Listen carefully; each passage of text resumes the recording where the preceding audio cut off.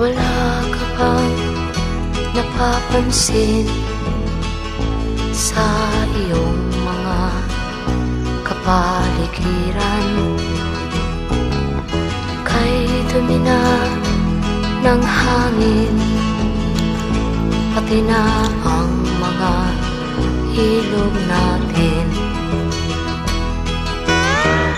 Hindi nga masamang pag-unlad at malayo-layo na rin ang ating narating.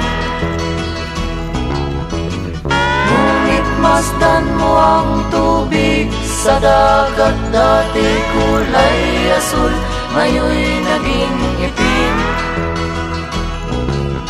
Ang mga duming ating ikinalat sa hangin, sa langit, huwag na nating paabutin.